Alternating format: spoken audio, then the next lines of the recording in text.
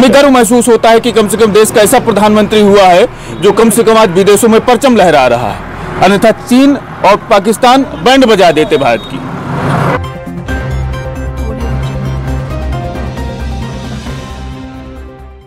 दो 2019 में कौन बनेगा प्रधानमंत्री को लेकर आज हम फतेहपुर के जोनिया बस स्टॉप में आए। जानेंगे यहाँ की जनता से कौन बनेगा देश का अगला प्रधानमंत्री और जिले की सांसद साध्वी निरंजन ज्योति ने क्या किया है जनपद के विकास के लिए। जानेंगे जनता से सीधे, आज मिलिए जनता से बात करते हैं। क्या नाम है आपका? गणेश प्रकाश मिश्रा जी। ये बताइए देश का प्रधानमंत्री कौन बनना चाहिए? देखिए, देश का प्रधानमंत्री सबसे पहले ये कि देश का भविष्य जो इस समय हम देख रहे हैं कि भारतीय जनता पार्टी के यशस्वी प्रधानमंत्री श्रीमान नरेंद्र मोदी जी के हाथ में सुरक्षित है। उन्होंने देश के लिए सब कुछ किया है, अपना परिवार भी न्यौछावर किया है उन्होंने, और अपने लिए कुछ नहीं किया। उन्होंने हमेशा देश के लिए, चाहे वो किसी भी धर्म जाति का हो, उन्होंने सबका साथ सबका विकास किया है। 15 लाख देने का वादा किया चुनाव में, क्या 15 लाख आपको मिले हैं? देखिए, 15 लाख तो मेरे खाते में नहीं आए, लेकिन 15 लाख से ज़्यादा बेहतर है कि हमारे देश की सुरक्षा, और हम चाहते हैं 15 लाख ना भी आए, लेकिन सुरक्षा में जो वादे किए थे बेरोजगारों को रोजगार देने के लिए बीजेपी सरकार ने, घोषणा पत्र में बेरोजगारों को रोजगार मिला है। ये रोजगार मिला है, और ऐसा नहीं कि उन्होंने जो वादे किए वो खोखले वादे हैं। कितने लोगों को रोजगार मिला है? देखिए सर, रोजगार की जहाँ तक मैं बात करता हूँ तो देखिए, जो भी टैलेंटेड लोग हैं वो आज अपने मेहनत 2 करोड़ लोगों को सरकारी नौकरी देने की बात कही थी, कितनी नौकरी मिली? देखिए सर, जहाँ तक करोड़ों की बात है तो हम ये कहते हैं कि टैलेंट देखना चाहिए पहले, और जैसे नौकरी में भ्रष्टाचार है, युवाओं में टैलेंट नहीं है हमारे देश के? नहीं, टैलेंट है, लेकिन नौकरी क्यों नहीं मिली? देखिए, पहले की सरकारों में सर होता क्या था कि पैसा चलता था, भ्रष्टाचार बहुत फैला हुआ था, और भ्रष्टाचार एक दिन में नहीं बंद हो पाएगा। उसके लिए हमको जिले की सांसद साध्वी निरंजन ज्योति है, बीजेपी की है, उन्होंने क्या विकास कराया? देखिए, उन्होंने मेडिकल कॉलेज अभी शुरुआत की है, मेडिकल कॉलेज शिलान्यास किया है, बनवाया नहीं है।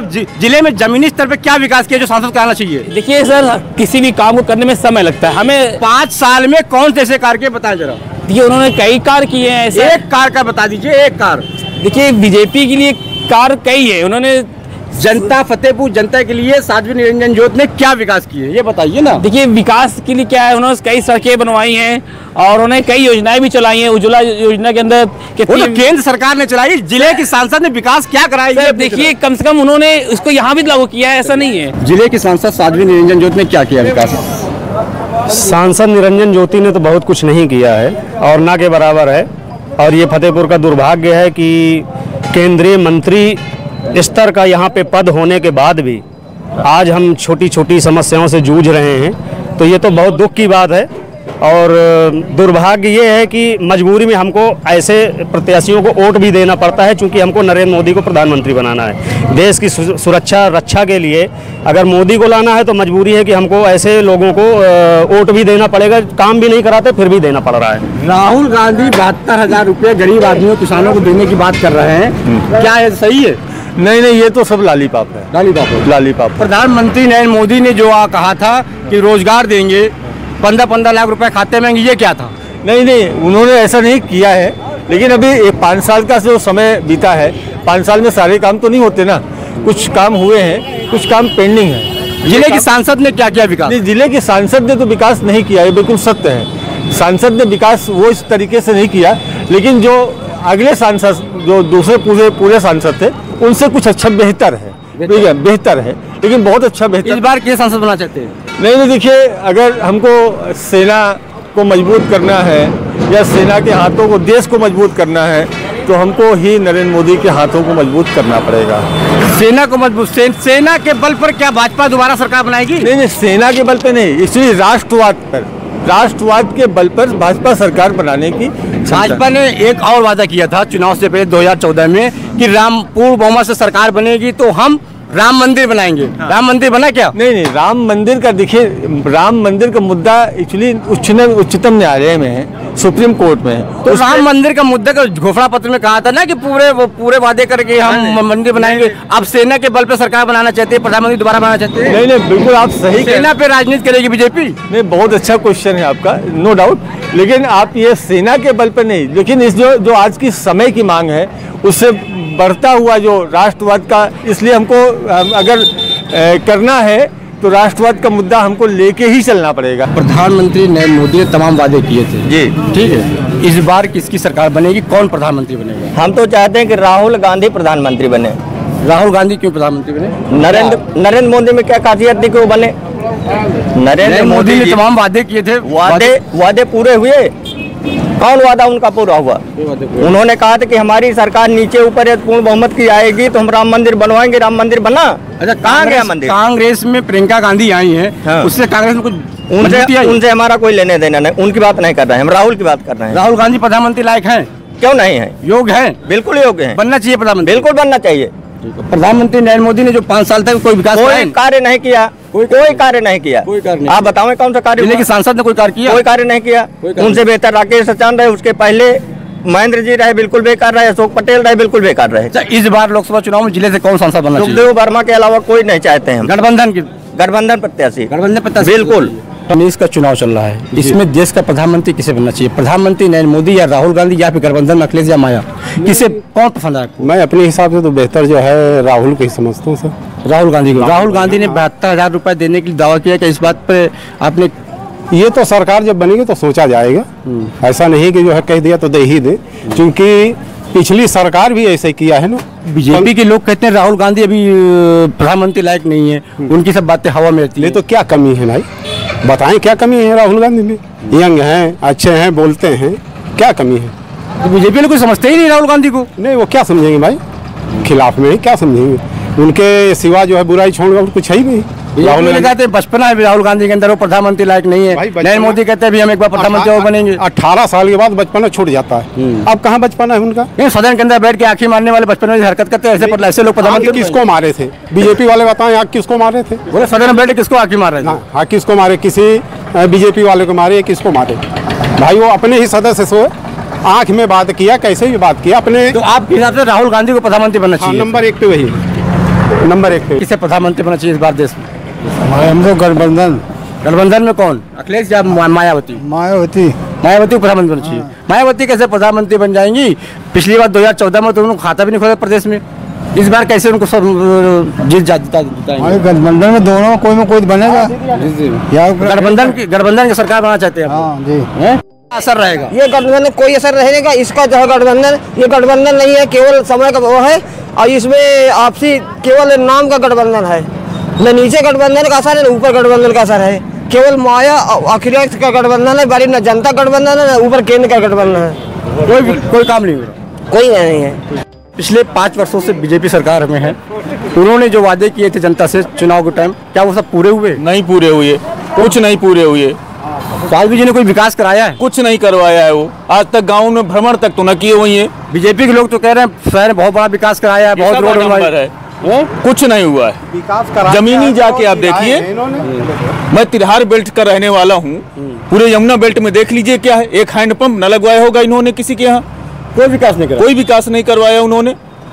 तो इस बार कौन बनेगा प्रधानमंत्री? नरेंद्र मोदी जी बनेंगे प्रधानमंत्री, नरेंद्र मोदी बनेंगे, मगर जिले की सांसद मजबूरी एक सिर्फ ये है कि विकल्प के तौर में कोई दूसरा नहीं है मजबूर। यदि राकेश सचान जी को टिकट मिलता तो निश्चित तौर से वो सपा से यहाँ निकलते।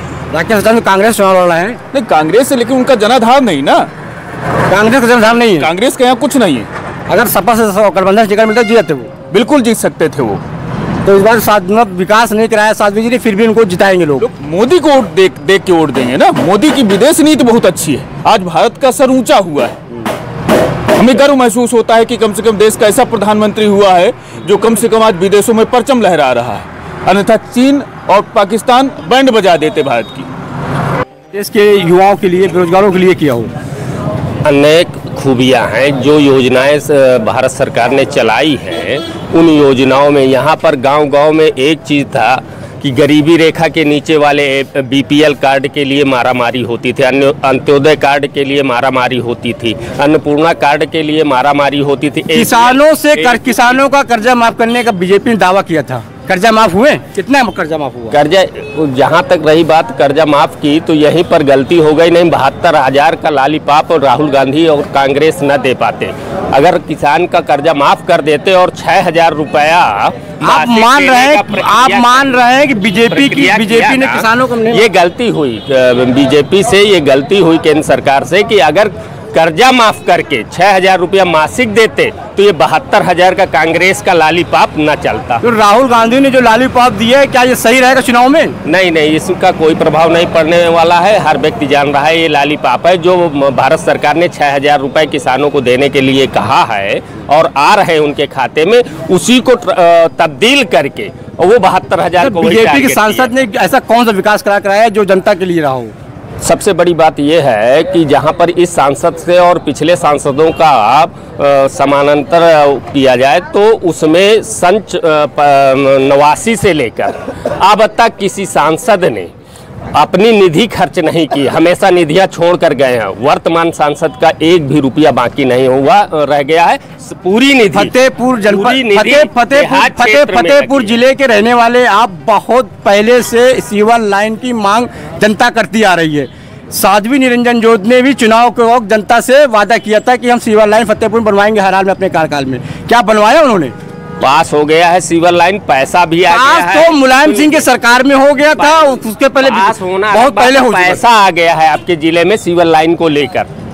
कोई कार्य नहीं हो रहा है, जनता तो कह रही कुछ भी नहीं कर रहे। नहीं, पूरा हो गया है। आप जानकारी लीजिए, जिला योजना से जानकारी लीजिए। और रही बात जहां सांसद के कार्य के, तो हमारा गांव असवार तारापुर है। सन 84 के बाद से अन्न के बदले काम योजना के तहत हमारे यहाँ की सड़क बनी थी। तब से कितने सांसद चले गए, माननीय बीपी सिंह जी चले गए, डॉक्टर अशोक पटेल चले गए, विशंबर निषाद और महेंद्र प्रसाद निषाद, इसके बाद राकेश चचान, साध्वी निरंजन ज्योति आई। जिले में सांसद बेहतरीन असवार तारापुर की सड़क बनवाई है इन्होंने अपने निधि। लोकसभा चुनाव चालू है, चल रहा है। इसमें देश का प्रधानमंत्री कौन बनना चाहिए? आप नज़र में कौन बेहतर रहेगा? हमारी नज़र में अटल बिहारी वाजपेयी, मोदी, नरेंद्र मोदी ने ऐसा क्या, कौन सी योजनाओं का लाभ आपको मिला है? इसलिए इसके अंदर नरेंद्र मोदी के अंदर एक धैर्य है और जो एक कानून पे इसने लागू किया, जो हमारे और विपक्ष के पार्टियों ने दबा दिया है, यानी इसको नरेंद्र मोदी को जो खुल के चलने नहीं दे रही। पूर्ण बहुमत से सरकार है, कौन नहीं चलने दे रहा है? पूर्ण बहुमत विपक्ष बैठती है ना, जैसे उन्होंने वादा किया था, राम मंदिर की बात कर रहे थे आप जी, उसके बाद उनमें उन्होंने खुद ये कानून लागू किया और सब विपक्ष पार्टियों से पूछा। पूर्ण बहुमत सरकार थी तो कानून क्यों नहीं लेके आए सदन में लेके आने की विपक्ष पार्टी जो बैठती है, समझे, वो कानून लागू नहीं होने देती, उसको करने नहीं देती, विपक्ष में आके अड़चन डालती है। ऐसा नहीं, ऐसा जैसे अभी पुलवामा में पाकिस्तान के अंदर जिसने आतंकवादियों को घुस के मारी, बराबर मरवाई, और उनको विपक्ष पार्टी जब यही बोल रही है, जबकि आप सबको मालूम है कि ये बात सत्य है या असत्य है। एयर स्ट्राइक पे राजनीति कर रही है बीजेपी। इससे पहले तमाम एयर स्ट्राइक होती रही देश में, कभी ओपन नहीं हुए, कितने मरे कितने नहीं मरे। पहली बार इसे सेना के बल पर मोदी का नाम हो रहा है। क्या इसका चुनाव फायदा मिलेगा? जी नहीं, मिल भी सकता है। उसका कारण क्या, विपक्ष पार्टी अगर माने तो बार बार देखिए अपनी गलती विपक्ष पार्टी खुद, ये राम मंदिर के रहा मुद्दा और ये जो पाकिस्तान हिंदुस्तान का चल रहा है वाद विवाद, मेरी बात समझिए आप, ये भी ये सब विपक्ष पार्टी की वजह से ही हो रही है सब कुछ, क्योंकि ये सारी पार्टियां मौजूद थे। आपका कहने का मतलब ये विपक्ष के दबाव में बीजेपी सरकार काम कर रही है? जी नहीं, काम नहीं कर रही, लेकिन उसे लागू नहीं होने दे रही है, ये चक्कर है। और फतेहपुर के सांसद ने क्या विकास कराया? फतेहपुर सांसद ने निरंजन ज्योति ने जो विकास फिर भी बहुत करवाया है, एक तरीके से माने, जैसे अभी आप सब लोग मुद्दा उठा रहे हैं सीवर लाइन का, ये कब का, किनके जमाने का था?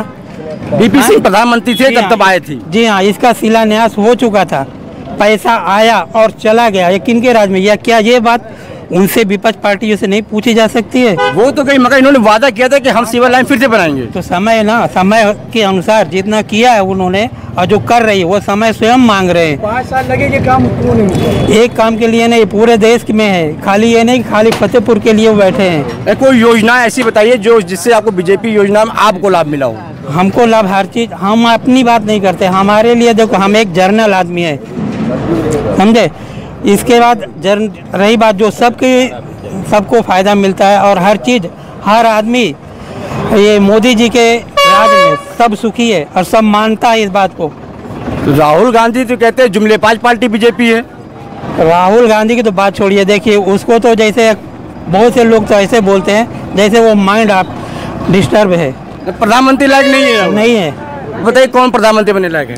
नरेंद्र मोदी जी। नरेंद्र मोदी। फतेहपुर जनता जो फिर से एक बार नरेंद्र मोदी को प्रधानमंत्री बनाने की बात कह रही है और साथ ही जनपद के सांसद विकास किए हो चाहे न किए हो उनको दोबारा जिताने की भी बात कह रहे हैं। अगर आपको हमारी खबर अच्छी लगी तो खबर को लाइक करें, शेयर करें और चैनल को सब्सक्राइब जरूर करें। साथ ही स्क्रीन पर दिख रही घंटी को दबाएं ताकि आप तक हमारी सभी खबरों के नोटिफिकेशन पहुंचते रहें।